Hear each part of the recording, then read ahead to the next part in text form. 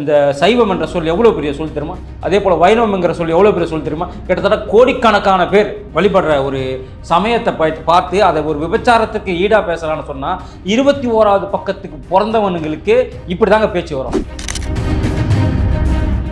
இந்த பெரியாருடைய ஒரு நிகழ்ச்சி நடக்குதுன்னா அந்த மாதிரி இடத்துல தான் இவனுக்கு இது மாதிரிலாம் பேசுறாங்க. நீ நல்லா நோட் பண்ணி பாருங்க. அங்க போனாலே இவனுக்கு அந்த புத்தி வந்துடும் நினைக்கிறேன். மானங்கட்ட பயில வெக்கமா இல்லை உனக்கு? அதாவது ஒரு இந்து மதத்தை இவ்வளவு வன்மமாக கொச்சைப்படுத்த முடியும் என்றால் அது இவங்களால், அதாவது திமுகவால் மட்டும்தாங்க முடியும். இந்த பேச்சை கேட்டு கூட இந்த திருட்டு திராவிட தொண்டர்கள் அடிமையாகத்தான் இருப்பார்கள் சொன்னா நாம இவங்களுக்கு திருத்த முடியாதுங்க. அமைச்சர் மேல முதல்ல கேஸ் போடணுங்க. என் மேல கேஸ் போடுறது இருக்கட்டும். அமைச்சர் நீ ஒரு இந்து மதத்தை இவ்வளவு தரம் தாழ்ந்து விமர்சிச்ச உண்மையில ஏன் இதுவரை கேஸ் போடாம இருக்கிறாங்க? அதான் துணை பொதுச் செயலாளர் பதவியும் தூக்கிட்டாங்க. பொதுச் செயலாளர் பதவி அமைச்சர் பதவி எடுத்தீங்களா? மக்களால் தேர்ந்தெடுக்கப்பட்ட அமைச்சர் தானே, மக்களால் தேர்ந்தெடுக்கப்பட்ட எம்எல்ஏ தானே, அப்ப அமைச்சர் பதவி நீக்குங்க. பிள்ளை மாதர் கிட்ட போகும்போது சைவ முறைப்படி வைணவ நின்றுட்டு செய்யணுமா படுத்துக்கிட்டு செய்யணுமான்றதான் சொல்லிக் கொடுக்கணுமா பசங்களுக்கு? திருமாவளவனுக்கு அவருக்கு இஸ்லாத்தை பத்தி பேசினா மட்டும்தான் அவருக்கு அப்படியே மயிர்கூச்சேரி செய்யற அளவுக்கு அவருக்கு அப்படியே பொங்குவார். கிறிஸ்தவத்தை பேசினாதான் பொங்குவார். வைக்கவும் அப்படிதான். இஸ்லாத்தை பத்தி பேசினா பொங்குவாரு, கிறிஸ்தவத்தை பத்தி பேசினா, இந்துக்களை பத்தி பேசினாக்கா வாயே திறக்க மாட்டான். 9 துவாரத்தையும் முடிப்பானுங்க. ஒருத்தர் சனாதனத்தை வேறு இருப்பங்கிறான், ஒருத்தர் சனாதனத்தை டெங்கு கொசுங்கிறான், ஒருத்தர் திருமாவளவன் என்ன சொல்றார், சனாதனத்தை நாங்கள் இல்லாமல் செய்வோம்னு சொல்றான். இவன் நடனா விபச்சாரன்றான். இந்துக்களுக்கு பிறந்தவன் எல்லாம் அவன் விபச்சாரின்னு அவன் சொல்றான். யாரு? ஆர் ராசா சொல்றான். ஒவ்வொருத்தரும் ஒவ்வொரு கருத்தா நீ போற பக்கம் சொல்லிட்டு மன்னிப்பு கேட்டு போயினே இருப்பீங்களா?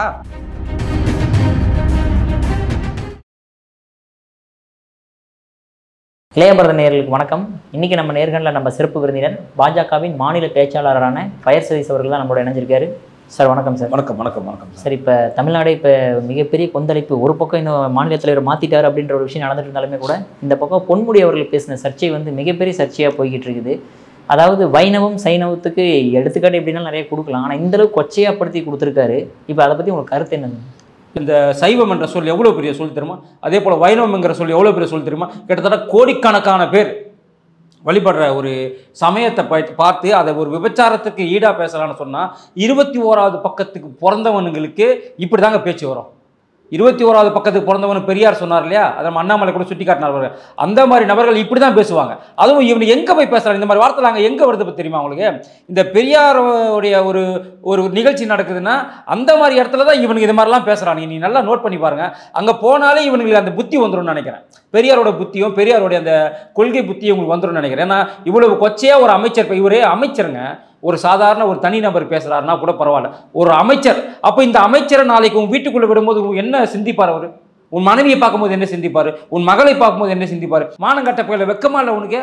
அதாவது ஒரு இந்து மதத்தை இவ்வளவு வன்மமாக கொச்சைப்படுத்த முடியும் என்றால் அது இவங்களால், அதாவது திமுகவால் மட்டும்தாங்க முடியும்.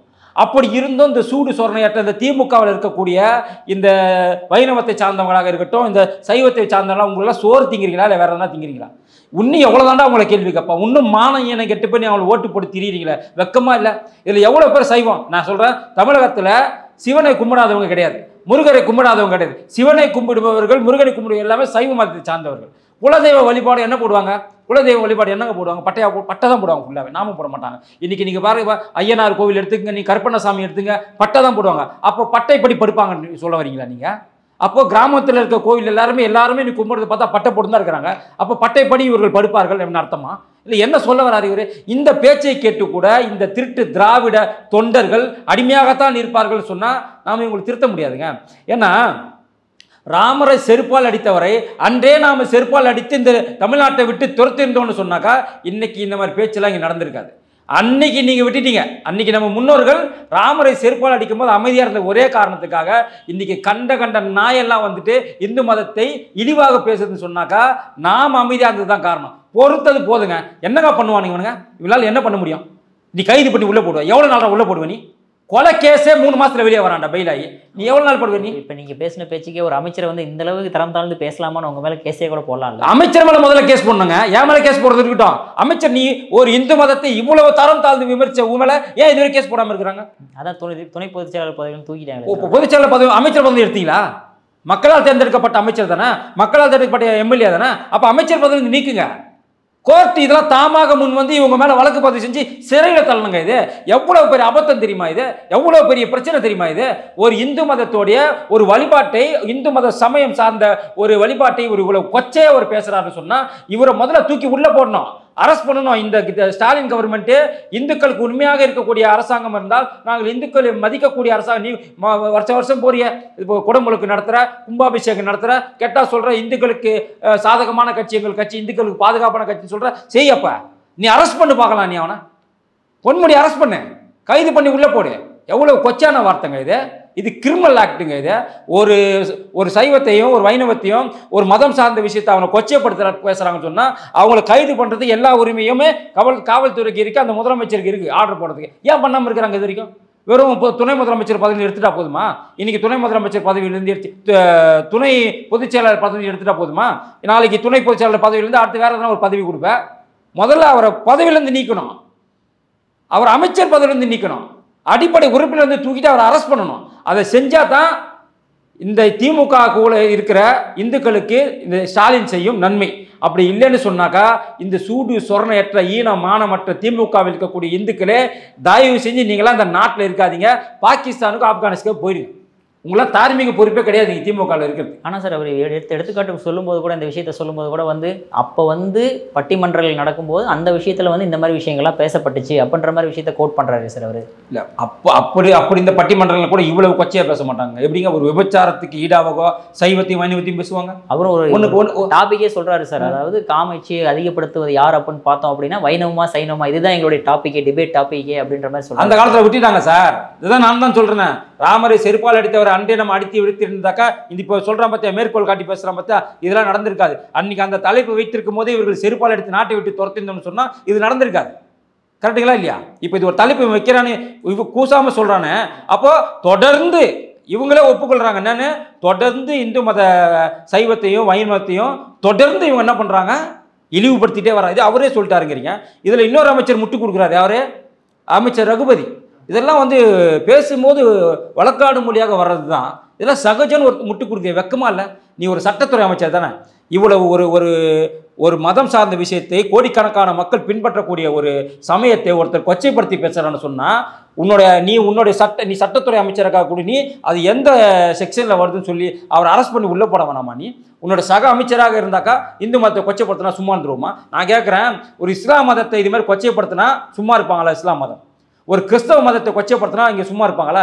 எங்க கிறிஸ்தவத்தை விட இஸ்லாத்தை விட இந்து மதத்தில் தாங்க நம்ம அப்பனையும் வணங்குவோம், தாயையும் வணங்குவோம், மகனையும் வணங்குவோம், இருக்க உறவுக்காரர்கள் அனைவரும் நம்ம வணங்குவோம். அது இல்லாமல் நம்ம தெய்வத்துக்கு உதவி பண்ணவங்களையும் வணங்குவோம். அனுமார் போன்ற அணில் போன்ற எல்லாத்தையுமே நம்ம ஒரு தெய்வமாக வணங்குறோம். அதாவது இந்து மதத்தில் மட்டும்தான் இது மாதிரி சமய கோட்பாடுகள் தான் இருக்கும். மற்ற மதத்தில் இது கிடையாது. ஒரே தெய்வத்தை மட்டும் வணங்குவாங்க. கிறிஸ்தவத்தில் சரி இஸ்லாத்தில் சரி நம்ம அப்படி கிடையாது. ஒரு குடும்பத்தில் இருக்கக்கூடிய அனைவரையுமே, ஒரு குடும்பமாக இருக்கக்கூடிய அனைவரையுமே தெய்வங்களாக வணங்கக்கூடிய ஒரு மிகப்பெரிய ஒரு பண்பை பெற்றவர்கள் இந்துக்கள். அப்படி இந்துக்களுடைய மனசை இவங்க புண்படுத்துறாங்கன்னு சொன்னா உண்மையிலே சொல்ற இந்த ஆட்சி தார்மீக பொறுப்பெடுத்து ராஜினாமா செய்யணும். இல்லை அவர் அமைச்சர் பதவியிலிருந்து தூக்கிட்டு அவர் அடிப்படை உறுப்பிலிருந்து எடுக்கணும். அதான் சார், திமுக அவையினால முடிஞ்ச வரைக்கும் என்ன ஸ்டெப்ஸ் எடுக்கிறோம் எடுக்க ஆரம்பிச்சிட்டாங்க. கனிமொழி அவர்களை கண்டனம் தெரிவிக்கணுமா, அவங்களும் கண்டனம் தெரிவிச்சாச்சு. அடுத்ததாக பார்த்தோம் அப்படின்னா அவர் வந்து அந்த ஸ்டேஜ்லேயே சொல்கிறாரு பெரியாருடைய கொள்கை, கருணாநிதி அவர்கள் கொள்கை, அண்ணா கொள்கையெல்லாம் இப்போ இருக்கக்கூடிய யங்ஸ்டர்ஸ்க்கு எதுவுமே தெரியாமல் போயிருச்சு அப்படின்ற மாதிரி தான் இந்த எடுத்துக்காட்டே சொல்கிறாங்க. இந்த கொள்கையா எப்படி ஒரு விலை மாதர்கிட்ட போகும்போது சைவ முறைப்படி வைணவ நின்றுட்டு செய்யணுமா படுத்துக்கிட்டு செய்யணுமான்றதான் வந்து சொல்லிக் கொடுக்கணுமா பசங்களுக்கு? நான் கேட்குறேன், இன்றைக்கி இளைஞர்களுக்கு இது ரொம்ப முக்கியமாக இப்போ இல்லை இன்னைக்கு இல்லைங்க. நான் கேட்குறேன், நீ படுத்துட்டு செய்யணுமா நின்றுட்டு செய்யணுமாங்கிறதெல்லாம் இந்த இளைஞர்களுக்கு ரொம்ப முக்கியமாங்க. இது இன்றைக்கி இருக்கிற காலகட்டத்தில் ஓடுறதுக்கு நேரம் இல்லை, பணி செய்கிறதுக்கு நேரம் இல்லை. அவன் முட்டி மோதிட்டு இன்றைக்கி இருக்கிற விலைவாசி உயர்வில் தமிழ்நாட்டில் இருக்கிற சட்டம் ஒழுங்குல என்றைக்கு நம்ம குழந்தைக்கு பாதிப்பு ஏற்படுமோ, நம்ம மனைவிக்கு பாதிப்பு ஏற்படுமோ, நம்ம அம்மாவுக்கு பாதிப்பு ஏற்படுமோ, இன்றைக்கி சட்டம் ஒழுங்கு சீர்கட்டு போன தமிழ்நாட்டில் பயந்து போய் வாழ்ந்துட்டு இருக்கிறாங்க. இன்றைக்கி அவனுக்கு இதுக்கான நேரம் இருக்குது, விபச்சாரிகிட்ட போகிறதுக்கான நேரம் இருக்குது. அது விபச்சாரிகிட்ட போனவனு தாங்க அந்த சிந்தனை இருக்கும். வேறு இவங்க கிட்ட என்ன கற்றுக்க முடியும்? பெரியார் கிட்ட என்ன கற்றுக்க முடியும்? கலைஞர் கிட்ட என்ன கற்றுக்க முடியும்? பொன்முடியிலிருந்து என்ன கற்றுக்க முடியும்? இதை தான் கற்றுக்கணும். ஆனால் இப்போ எல்லாருமே கண்டனம் தெரிவித்தாலும் மாற்றுக் கட்சியினர் யாருமே கண்டனம் தெரிவிக்க மாட்டாங்க. எப்படி சார் தெரிவிப்பாங்க? பாஜகவினர் மட்டும் தான் கொந்தளிச்சு. எப்படி சார் அவங்க கண்டனம் தெரிவிப்போம்? தோழமை சுட்டுடாதா அவங்களுக்கு? தோழமை சுட்டு விடாதா? திருமாவளவனுக்கு அவருக்கு இஸ்லாத்தை பற்றி பேசுனா மட்டும்தான் அவருக்கு அப்படியே மயிர்கூச்சேரி செய்கிற அளவுக்கு அவருக்கு அப்படியே பொங்குவார். கிறிஸ்தவத்தை பேசினா தான் பொங்குவார். வைகவும் அப்படிதான், இஸ்லாத்தை பற்றி பேசினா பொங்குவார், கிறிஸ்தவத்தை பற்றி பேசினா, இந்துக்களை பற்றி பேசினாக்கா வாயே திறக்க மாட்டாங்க, 9 துவாரத்தையும் முடிப்பானுங்க. ஆனால் ஓட்டுனா மட்டும் கோயில் கோயிலாக போயிட்டு கும்ப மரியாதை ஏற்றுப்பானுங்க, சால்வையை போட்டுப்பானுங்க, மாலையை போட்டுப்பானுங்க, மரியாதை வாங்கிப்பானுங்க, பட்டையை போட்டுப்பானுங்க, கொட்டையை மாட்டிப்பானுங்க. எப்போ எலெக்ஷன் வரும்போது, எலெக்ஷன் இல்லைன்னு சொன்னாக்கா இந்து மதத்தை இதுக்கு கூட மதிக்க மாட்டாங்க. யாரே இந்த கூட்டணி இருக்க, இந்த திமுக கூட்டணியில் இருக்கிற எல்லாருமே தான், அது எல்லாருக்குமே பொருந்தும். மதிக்க மாட்டான், இந்து மதத்தை மதிக்க மாட்டான். ஏன்னா இவனுக்கு சூடு சோரணம் கிடையாது சார். இந்து மதத்தில் இருக்கிறவனுக்கு சூடு சோரணம் ஈனமானம் கிடையாது சார். நீ எவ்வளோ அடித்தாலும் வாங்குவான் சார். அவன் நீ எவ்வளோ அடித்தாலும் வாங்குவான், நீ என்ன பண்ணாலும் வாங்குவான். அவன் சோறு, அவன் சாப்பாடே சாப்பிடல சார், வேற ஏதாவது சாப்பிட்றான் சார். அவனுக்கு சூடு சோரணம் ஈனமானலாம் வராது, வரவே வராது, எந்த காலகட்டத்தில் வராது. அப்படி வருதுன்னு சொன்னால் அன்னைக்கு திமுக என்ற ஒரு கட்சி அடியோடு இங்கேருந்து விரட்டி அடிக்கப்படும். ஆனால் அவங்கள தான் சார் ஹிந்துக்கள் எல்லாமே தான் சார் ஓட்டு போட்டு திமுகவை ஜெயிக்க வைக்கிறதா ஒவ்வொரு எலெக்ஷன் அதை தானே பண்ணி. அதை தான் சார் நானும் சொல்கிறேன். இவங்களுக்கு எவ்வளோ காரி துப்புனாலும் இவனுக்கு அவனு தான் சார் ஓட்டு போடுறானுங்க. அதை தான் நான் காரி துப்புறேன். இவனுங்களுக்கு வரணும் சார் இந்த பிரச்சனை, எதை இவன் குடும்பத்துக்கு வரணும். இன்றைக்கி அதான் நடந்துட்டு இருக்கு. இன்றைக்கி ஒவ்வொரு குடும்பத்திலுமே இந்த திமுக அரசாங்கத்தால், இந்த திமுகவுடைய கேடுகட்ட அரசால் இந்த ஒவ்வொரு குடும்பத்திலும் இந்த பிரச்சனைகள் வந்து கொண்டு தான் இருக்கிறது. அண்ணா யூனிவர்சிட்டியில் நடந்த ஒரு பெண்ணுக்கு நடக்கலையா, அதே மாதிரி எவ்வளோ இன்றைக்கி ஒவ்வொரு வீட்லையும் நடந்து கொண்டு தானே இருக்குது. அப்போது இந்த ஆட்சி இருக்கக்கூடாதுன்னு இவங்க என்னைக்கு இந்த சுரனோடைய ஓட்டு போடுறாங்களோ அன்றைக்கி தான் சார் தமிழகத்துக்கு ஒரு விடிவு காலம் வரும். இந்த இந்து மக்கள் தமிழகத்தில் வாழக்கூடிய ஒரு இந்துக்களுக்கு ஒரு விடிவு காலம் வரும். இதே போல் ஒரு பேச்சு நார்த் இந்தியாவில் பேச சொல்லுங்க, பேச சொல்லுங்க. ஆக்சுவலாக இந்த விஷயம் நார்த் இந்தியா வரைக்கும் போக ஆரம்பிச்சு கண்டிப்பாக போவோம் சார். என்ன சும்மா உதயநிதியை விட்டாங்களா? சும்மா உதயநிதியை விட்டாங்களா? என்ன கிளி கிழிச்சாங்க உதயநிதியை? பயந்து போயிட்டு எனக்கு எல்லா கேஸும் ஒரே இடத்துல போடுங்கன்னு சொல்லலை. என்னால் இப்போ பீகார் போக முடியாது, உத்தரப்பிரதேஷ் போக முடியாதுன்னு அதை விட மோசமான நிலைமை இவருக்கு வரும். என்ன நினச்சின்னு இருக்கீங்க? இந்துக்கள்லாம் சும்மாவா? பக்கத்தில் இருக்கிற கர்நாடகாவில் ஒரு நாள் கேஸை போடுவாங்க பேசின பேச்சுக்கு. என்ன சைவம்னா சும்மா நினச்சிட்டுருக்கீங்களா? இன்றைக்கி சிவனை வணங்கக்கூடியவன் உலகம் பூரா இருக்கிறான் சார். விஷ்ணுவை வணங்கக்கூடியவன் உலகம் பூரா இருக்கிறான் சார். நீ சும்மா போகிற போக்கில் சொல்லிட்டு போயிட்டா விட்டுட்டு போகிறதுக்கு இந்துக்கள்லாம் இழிச்சவாய பசங்களா? என்ன தமிழ்நாட்டில் இருக்கிறவனா இழிச்சவாயாக இருப்பான், மற்றவெல்லாம் சும்மா இருப்பானா? இது இந்நேரம் போயிருக்காதா? ஒரு தீப்பொறியாக பரவி இருக்காதா? இனிமே தான் சார் இருக்குது பொன்முடிக்கு. கண்டிப்பாக இதை கோர்ட்டில் கேஸ் போடுவாங்க. கண்டிப்பாக நீதிமன்றம் இவர் மேலே நடவடிக்கை எடுக்கும். ஏன்னா அவ்வளோ கொச்சையான வார்த்தை. இவர் பேசுனதை விட யார் உதயநிதி பேசுனதை விட 100 மடங்கு கொச்சையான வார்த்தை இது. சனாதனத்தை இந்த அதாவது சைவமும் வைணவமும் சனாதனத்தை இரு கண்களாக பாவிக்கக்கூடியது. அப்போ நீ சைவம் வைணவத்தை நீ தொட்டிருக்கிறன்னு சொன்னால் இந்து மதங்கிறது எதுலேருந்து வந்துச்சு? சைவம் வைணவம் ருத்ரம் இதுலேருந்து தான் வந்தது. அப்போது ஒட்டுமொத்த இந்து மதத்தையுமே இவர் இழிவுபடுத்தி பேசியிருக்கிறாருன்னு சொன்னால், குறிப்பிட்டு 2 சமயத்தை சொல்கிறாருன்னு சொன்னால் எவ்வளவு திமிரு இருக்கும், எவ்வளவு கொழுப்பு இருக்கும் உடம்புல. சும்மா விட்டுருவாங்களா? இதை எப்படி சார் சும்மா விடுவாங்க? இன்றைக்கி ஏதோ அண்ணாமலை மாத்திரான ஒரு சர்ச்சை எழுறதுனால பெருசாக வந்து இவர் கவனிக்கலை நினைக்கிறாங்களா? கிடையாது. நாளையிலேருந்து என்ன நடக்கும் பாருங்கள். நாளையிலேருந்து நார்த் இந்தியாவில் என்ன நடக்க போகுதுன்னு பாருங்கள். Okay sir. இப்போ அந்த பொன்முடி அவர்கள் பேசி சர்ச்சை முடியறதுக்குள்ள அடுத்து துரைமுருகன் அவர்கள் வந்து ஏதோ மாற்றுத்திறனாளி அவர்கள் வந்து தப்பாக பேசிட்டே பண்ணி பகிரங்கமாக மன்னிப்பு கேட்கிறேன்ற அளவுக்கு அவரும் இப்போ இறங்கி வந்திருக்காரு தானே சார்? ஸோ தப்பாக பேசிட்டா மன்னிப்பு கேட்டால் பொன்முடி அவர்களும் மன்னிப்பு கேட்டுறலாம், முடிஞ்சதில்ல. எதுக்கு சார் மன்னிப்பு கேட்டால் விட்டுருணுமா? என்ன சார் இவனுக்கு ஒரு தடவை பேசிட்டு மன்னிப்பு கேட்டே இருப்பானுங்க, நம்ம வந்துட்டு விட்டு கொடுத்துட்டு போயிட்டே இருக்கணுமா? ஒவ்வொரு தடவையுமா சார்? எவ்வளோ தடவை சார் கேட்பீங்க? எவ்வளோ தடவை பேசுவீங்க? ஒருத்தர் சனாதனத்தை வேறு இருப்பங்கிறான், ஒருத்தர் சனாதனத்தில் டெங்கு கொசுங்கிறான், ஒருத்தர் திருமாவளவன் என்ன சொல்கிறார், சனாதனத்தை நாங்கள் இல்லாமல் செய்வோம்னு சொல்கிறான். இவன் நடனா விபச்சாரன்றான், அவன் நடனாக்கா அதாவது இந்து கோவில்கள் இருக்கக்கூடிய சிலைகள் எல்லாமே ஆபாச சிலைகள்ங்கிறான். இந்துக்களுக்கு பிறந்தவன் எல்லாம் அவன் விபச்சாரின்னு அவன் சொல்கிறான். யார்? ஆர் ராசா சொல்கிறான். ஒவ்வொருத்தரும் ஒவ்வொரு கருத்தாக நீ போகிற பக்கம் சொல்லிட்டு மன்னிப்பு கேட்டு போயின்னு இருப்பீங்களா? ஆர் ராசா என்ன சொன்னார்? திமுக வச்சிருந்த ஆர் ராசா என்ன சொன்னார்? இந்துக்களாக பிறந்தவர்களானவே விபச்சாரியின் மகள்கள்னு சொன்னாரா இல்லையா? அதே திருமாவளவன் என்ன சொன்னார்? இந்து கோவில்கள் எல்லாமே ஆபாச சிலைகள் இருக்கக்கூடிய இடம்னு சொன்னாரா இல்லையா? அப்புறம் இன்றைக்குமே சைவம்னா படுத்துட்டு செய்கிறது, வைணவனா நின்றுட்டு செய்யுது, இவ்வளோ கொச்சையாக பேசுகிறானே, இவங்களாம் எப்படி நீங்கள் விடுவீங்க? இல்லை எப்படி விடுவீங்கன்னு கேட்குறேன் நான் சார். இவெல்லாம் இது மாதிரிலாம் விட முடியாது சார். இது மாதிரிலாம் ரொம்ப கஷ்டம். நீங்கள் பாருங்களேன், இவங்க இந்த பேசின பேச்சா 2026 தேர்தலில் மிகப்பெரிய ஒரு விஷயமாக எதிரொலிக்கும், கண்டிப்பாக எதிரொலிக்கும். இப்படி சொன்னாலுமே இப்போ பாஜக தரப்புலேருந்து ஏதாவது நடவடிக்கைகள் எடுக்கப்பட்டிருக்கா? இவர் மேலே கேஸ் ஃபைல் பண்ணுறது அந்த மாதிரி விஷயங்கள் ஏதாவது? கண்டிப்பாக எடுப்பாங்க சார், கண்டிப்பாக எடுப்பாங்க. இன்றைக்கி நடந்திருக்கு இல்லையா? இதற்கு மேலே அவர் மேலே கண்டிப்பான ஒரு மிகப்பெரிய ஒரு அவரை கண்டித்து ஒரு ஆர்ப்பாட்டமே நடத்துறது கூட வாய்ப்பு இருக்குது. மிகப்பெரிய ஆர்ப்பாட்டம், தமிழகம் தழுவி ஆர்ப்பாட்டம் நடத்துறது கூட வாய்ப்பு இருக்குது. புரியுது சார். அதே பிஜேபியே பண்ண தேவையில்ல சார். இன்னைக்கு இவர் பேசின பேச்சுக்கு இந்து மக்கள் கட்சியிலேருந்து ஏகப்பட்ட இந்து அமைப்புகள் எல்லாமே இவர் மேலே கண்டனம் தெரிவித்து ஆர்ப்பாட்டத்துக்கு தயாராகிட்டாங்க. ஏற்கனவே மேலே அதாவது ஒரு அமைச்சராக இருக்கும்போது ஊழல் பண்ணதுக்காக இவன் மேலே சேர்த்த வாரி அடிச்சாங்க. நாளைக்கு வெளியே வருவார் அவர், நாளைக்கு வெளியே வருவாரா? இந்துக்கள் சும்மா விட்டுருவாங்களா? அது ஏற்கனவே இந்து மதத்தை சும்மா விட்டுருவாங்களா?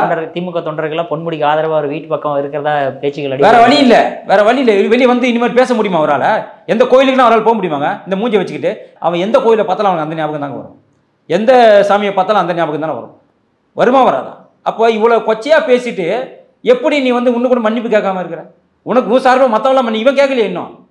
இவன் தார்மீக பொறுப்பேற்று நான் பேசியது தவறு, நான் மன்னிப்பு கேட்டுக்கிற இந்து மக்கள்கிட்ட இன்னும் கேட்கலையே. ஏன் கேட்கல? அப்போ நான் பேசுனது சரின்னு அதே ஸ்டாண்டில் நிற்கிறாரா அவர்? அப்போ சொல்லுங்கள். ஓகே சார், அடுத்ததாக இப்போ நம்ம அண்ணாமலை அவர்கள் வந்து நேற்றுக்கு வந்து ட்விட்டரில் ஒரு வீடியோ போடுறாரு சார். அதாவது இந்த லீவ் நாளில் கூட வந்து இன்னும் டாஸ்மாக் இயங்கிட்டே இருக்குது அப்படின்ட்டு. அது என்ன எந்த மாதிரி விஷயங்கள் சார் பின்னாடி? சார் இப்போது கவர்மெண்ட்டோட டாஸ்மார்க் வந்துட்டு உங்களுக்கு காலையில் 12 to 10 நைட்டு, காலையில் அதான் மதியம் 12லேருந்து 10. ப்ரைவேட்டோட டாஸ்மார்க்னு ஒன்று இருக்குது. அது வந்து செந்தில் பாலாஜியோட குரூப்பு. அது வந்து அந்த மாஃபியா கும்பல். அவங்க என்ன பண்ணுவாங்கன்னா நைட்டு 10லேருந்து காலையில் 12 வரைக்கும் ஓட்டுவாங்க. இது ரெகுலராக நடக்குது. மகாவீர் ஜெயந்தி மட்டும் கிடையாது, எல்லா நாளிலுமே. மகாவீர் ஜெயந்தி மகாவீர் என்பது ஒரு சின்ன எறும்புக்கு கூட துரோகம் நினைக்கக்கூடாது, ஒரு சிறு எறும்பு கூட சாகக்கூடாது, தன்னுடைய அதாவது வாயில் போய் ஒரு சின்ன கிருமி கூட சாகக்கூடாது தான் அவங்க வாயை கட்டிகிட்டு இருப்பாங்க. அப்படிப்பட்ட ஒருத்தருடைய மகாவீர் ஜெயந்தி பிறந்த நாளில் கூட நீ வந்துட்டு சரக்கு விற்கிறேன்னு சொன்னால் உன்னைய விட ஒரு கேவலமான ஆட்சி எங்கன்னா இருக்குமா சொல்லுங்கள்? மற்ற நாளில் தான் பண்ணுற, தைப்பூசத்துக்கு 3 நாளும் நீ பண்ணுற, மற்ற நாள் காந்தி ஜெயந்திக்கு பண்ணாலும் பண்ணுற. மகாவீர் வந்து எவ்வளோ பெரிய ஒரு புனிதர் தெரியுமா? அவருடைய பிறந்த நாளில் கூட நீ ஜெயந்தியில் கூட நீ இந்த சரக்கு விற்கிறீங்கன்னு சொன்னால் அதுக்கு இந்த அரசாங்கம் வந்துட்டு துணை போகுது, இந்த காவல்துறை துணை போகுதுன்னு சொன்னால் எவ்வளோ அப்பட்டமான விஷயங்கள் இது. இது மட்டுமா நடக்குது? நீங்கள் பாருங்கள். இவங்க இல்லைன்னா மறுக்க முடியாதுங்க. 1000 ஆதாரம் இருக்குது, 1000 ஆதாரம் இருக்குது. இன்றைக்கி கூட முதலமைச்சர் நைட்டு 1 மணிக்கு போக சொல்லுங்கள், ஏதாவது ஒரு டாஸ்மார்க் அங்கேயும் பிளாக்ல விற்றுன்னு தான் இருப்பாங்க. இல்லையான்னு சொல்ல சொல்லுங்கள் பார்க்கலாம். ஏதாவது திமுகவை சேர்ந்த ஒரு ஆண்மகனை சொல்ல சொல்லுங்கள், திமுகவை சேர்ந்த ஒரு அமைச்சரை சொல்ல சொல்லுங்கள், பிளாக்லலாம் ஓடல, நாங்கள் வந்துட்டு சுத்தமான நாங்கள் அக்மா இருக்கு, நாங்கள் கரெக்டாக 8 மணி நேரம் மட்டும் தான் சரக்கு விற்கிறோன்னு சொல்ல சொல்லுங்கள் பார்க்கலாம். கிடையவே கிடையாது. 24 மணி நேரமும் சரளமாக சாராய ஆறு ஓடும் ஒரே மாநிலம் தமிழகம் மட்டும்தான். தமிழகத்தில் சாராய ஆறு வந்து 24 மணி நேரம் கூட கிடையாது. அவனுக்கு 24 மணி நேரம் பத்த மாட்டேங்குது. அவனுக்கு யாருக்கு 48 மணி நேரம் ஒரு நாள் இருந்தால் கூட விற்பானுங்க சரக்கை. அந்த அளவுக்கு ரொம்ப காவல்துறை ஆதரவோட, மத்திய மாநில அரசு ஆதரவோட இந்த விஷயம் நடக்குது. இதில் பாதி பேர் பார் வச்சிருக்கிறவங்க திமுக காரன். அதனால் அவங்களால காவல்துறை நடவடிக்கை எடுக்க முடியல. காவல்துறை நடவடிக்கை எடுப்பதில் தயாராக இருக்கிறது. ஆனால் பாதி பேர் யாராக இருக்கிறான்? திமுக காரனாக இருக்கிறான், பார் எடுத்தவன். அப்போ வேறு வழி இல்லாமல் காவல்துறை கையை கட்டி கொண்டு வேடிக்கை பார்க்க வேண்டிய சூழ்நிலை இருக்குது. காவல்துறை தெரியாதா சார்? சார் நைட்டு 12 மணி சரக்கு வருது, காவல்துறை தெரியாதா சார்? சார் இன்னொன்று தெரியுமா உங்களுக்கு? நைட்டு நீ 12 மணிக்கு போன சைடிஸ் எல்லாம் ஃப்ரீ சார் உங்களுக்கு. முட்டை, சிக்கனு, வெஜிடபிள், அதுக்கப்புறம் வந்து ஃப்ரூட்ஸு எல்லாமே வச்சுருவான் சார். இட்லி குருமா வைக்கிறான் சார் ஒரு சில கடையிலெல்லாம். நைட்டு போனால் தான் சார் உங்களுக்கு எல்லாமே ஃப்ரீ, எல்லாம் ஃப்ரீ. நீங்கள் சாப்பிட்டு அங்கேயே தூங்கிட்டு கூட காலையில் வரலாம். அந்த அளவுக்கு நைட்டு விற்கிற சரக்குக்கு அவ்வளவு சலுகைகள் கொடுக்குறாங்க. ஆனால் சார் இந்த கேள்வி வந்து அமைச்சர்கள்ட்ட கேட்கும்போது உன்னை யார் போய் வாங்கி குடிக்க சொல்கிறா அப்படின்ற மாதிரி தான் சார் பதிலாக சொல்கிறாங்க. அவங்க விற்றா வாங்கி தான் சார் குடிப்பாங்க, நீ விற்காம இரு. அதே மாதிரி தான் மா சுப்பிரமணியன் அவர்கள் சொல்லும்போது ஏன் மெடிக்கலில் பாய்சனும் தான் விற்குது, அதை நம்ம வாங்கி குடிச்சிடறோமா என்ன, அந்த மாதிரி கேள்வி எழுப்புறாரு. யாரு? மா சுப்பிரமணியன் அவர்கள். மெடிக்கலில் பாய்சன் விற்குது, அதுக்காக நீ போய் வாங்கி குடிச்சிருவியா நீ அப்படின்ற மாதிரி அவர் பதில் சொல்கிறாரு சார் கேள்வி கேட்கும்போது. பாய்சன்னு தெரிஞ்சு நீங்கள் ஏன் சார் விற்கிறீங்க டாஸ்மார்க்கில்? அதாவது முதலமைச்சர் தான் சொல்கிறார், என்னென்ன குடித்து உடலை கெடுத்துக் கொள்ளாதீர்கள் அப்படின்னு சொல்லிட்டு அவர் குடியே விற்கிறார். இதை முதல்ல நீ யார்கிட்ட சொல்லணும்? முதலமைச்சர்கிட்ட போய் சொல்லணும். யார்கிட்ட சொல்லணும்? ஐயா நீங்களே வந்துட்டு குடிக்காதீங்கன்னு சொல்லிட்டு நீங்களே சரக்கு விற்கிறீங்களா ஐயான்னு யார் சொல்லணும்? இதை சொல்லணும். இதை பேசுவதற்கு தமிழகத்தில் இருக்கக்கூடிய எந்த அமைச்சருக்குமே அதிகாரம் கிடையாது. ஏன்னா தமிழ்நாட்டில் மட்டும்தான் அரசாங்கம் சாராயத்தை விற்கிது. எப்படி? தமிழ்நாட்டில் மட்டும்தான் அரசாங்கம் சாராயத்தை விற்கிது. மற்ற எந்த ஸ்டேட்லையுமே அரசாங்கம் சாராயத்தை விற்கல. அவங்க பிரைவேட்டுக்கு ஒப்படைக்கிறான், பிரைவேட்டு விற்கிறான், அந்த வருமானம் பிரைவேட்டுக்கு போகுது. ஆனால் இங்கே மட்டும்தான் வருமானத்திற்கு ஆசைப்பட்டு இவன் என்ன பண்ணுறான்? இவன் விற்கிறான். அரசாங்கமே டாஸ்மார்க் என்ற நிறுவனம் மூலியமாக அரசாங்கம் விற்கிது. திரும்ப திரும்ப சொல்கிறான், எல்லாரும் சொல்கிறான், அந்த திமுகவுடைய உடன்பிறப்புகள் ஊபிஸ் எல்லாம் சொல்கிறான். என்னென்ன மற்ற ஸ்டேட்டில் விற்கலையா? மற்ற ஸ்டேட்டில் விற்கிறா தற்கூரிகளே. மற்ற ஸ்டேட்டில் விற்கிறான்னா நான் இல்லைன்னு சொல்லலை. மற்ற ஸ்டேட்டில் கவர்மெண்ட் விற்கலை, இங்கே கவர்மெண்ட் நிறுவனமான டாஸ்மார்க் விற்குது. தமிழ்நாடு வாணிப கழகம் இங்கே சரக்கை விற்குது. மற்ற ஸ்டேட்டில் இவங்க அரசாங்கம் விற்கலைங்க. அது வந்து பிரைவேட்டுக்கு டெண்டர் வர்றாங்க, பிரைவேட்காரன் விற்கிறான். இங்கே அரசாங்கம் விற்கிது, அதுதான் தப்புங்கிறோம் நாங்கள். இங்கே அரசாங்கம் விற்கிறது தப்பு, நீ பிரைவேட்டுக்கு விடு. அதுக்கப்புறம் போலீஸ் என்ன பண்ணுமோ அதை பண்ணிப்பான். அரசாங்கம் விற்கிறதுனால தான் போலீஸ் கை வைக்க முடியாமல் இருக்கு. இதே பிரைவேட்டுக்கு விட்டால் 24 மணி நேரம் சரக்கு விற்க முடியுமா? இன்னைக்கு டாஸ்மார்க் என்பது அரசாங்க நிறுவனமாக இருக்கக்கூடியதுனால தான் போலீஸ் கை கட்டி வெடிக்க பார்க்குது. இதே பிரைவேட்டுக்கு விட்டால் நடக்குமா? அந்த 8 மணி நேரம் 8 மணி நேரம் தான். அப்புறம் அதனால் இப்போ 8 மணி நேரம் 24 மணி நேரம் 8 மணி நேரம் 24 தமிழகத்தை பொறுத்தவரைக்கும் 24 மணி நேரம். மற்ற ஸ்டேட்டில் 8 மணி நேரம் தான் ஓடும். இந்த ஸ்டேட்டில் மட்டும் தான் 24 மணி நேரம். Okay sir. கடைசி ஒரே ஒரு சின்ன கொஸ்டின் சார். இப்போ வந்து அண்ணாமலை அவர்கள் பதவியிலிருந்து எடுத்துகிட்டு இப்போ நாயனார் நாகேந்திரன் அவர்கள் வந்திருக்காரு. அவருக்கு கீழே எந்த மாதிரி விஷயங்கள் செயல்பாடுகள் இருக்குன்னு நினைக்கிறீங்க? இல்லை, எனக்கு ஒன்றும் புரியல சார். இது எல்லா ஊடகமும் என்ன சொல்கிறாங்கன்னா, இப்போது செல்வ பெருந்தகையை மாற்றிட்டு அழகிரியை மாற்றிட்டு செல்வ பெருந்தகையை போட்டாக்கா அழகிரி மாற்றம் செல்வ பெருந்தகை புதிய நியமனம்ன்றீங்க. ஆனால் அண்ணாமலையில் மட்டும் அண்ணாமலை நீக்கம் நயினார் நாகேந்திரன் புதிய தலைவர். என்ன சார் இது? நீக்கத்துக்கும் மாற்றத்துக்கு வித்தியாசம் இருக்கா? இல்லை, இது மாற்றம், நீக்கம் கிடையாது. தயவு செஞ்சு ஒன்று புரிஞ்சுங்க, இது மாற்றம். அவரை மாற்றி இருக்கிறார்கள். யாரு?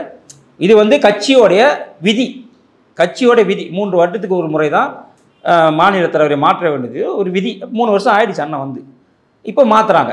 இப்போ மாற்றிட்டு திரும்ப இவருக்கு கொஞ்சம் காலம் கொடுத்துட்டு இன்னொரு வாய்ப்பு கொடுக்கறதுக்கும் வாய்ப்பு இருக்குது. ஏன்னா இந்த கட்சி அப்படி தான் பண்ணுது. இந்த கட்சி அப்படி தான். ஒருத்தர் ஒரு தலைவராக இருக்கும் போது ஒரு 3 வருஷம் இருக்கிறாருன்னா அடுத்து அவர் வேற ஒரு பொறுப்புக்கு போவார். தேசிய பொறுப்புக்கு போவார், அல்லது மத்திய மந்திரி ஆகலாம், இல்லை ஏதோ ஒரு பொறுப்புக்கு போவார். பிறகு ஒரு வருடமோ 2 வருடம் கழித்தோ திரும்பவும் மாநில தலைவர் ஆகிறதுக்கு நிறைய வாய்ப்புகள் இருக்குது. அதனால் இந்த கட்சி இப்படி தான். 3 வருஷம் தான் ஒரு வாய்ப்பு. திரும்ப சொல்கிறோம், நீக்கம் கிடையாது, மாற்றம். அதை நம்ம புரிஞ்சுக்கணும். எல்லா செய்தி சேனல்லையுமே நீக்கம்னு போடுறான். மானங்கட்ட செய்தி சேனல் இவனெல்லாம் அசிங்கமாக கேட்பனாலாம். இவனெல்லாம் நீக்கம் கிடையாது, மாற்றம். அதாவது செல்வ பெருந்தகையை போட்டால் மாற்றம், அண்ணாமலையை எடுத்தால் நீக்கமா? என்னடா இது? Okay sir. Sir Nayanar Nagendran அவர்களுடைய செயல்பாடு எப்படி இருக்குன்னு பொறுத்திருந்து பார்ப்போம் சார். இப்போ போன நேரத்திலேயே பாருங்கள் மிக்க நன்றி சார். நன்றி சார். தேங்க்யூ.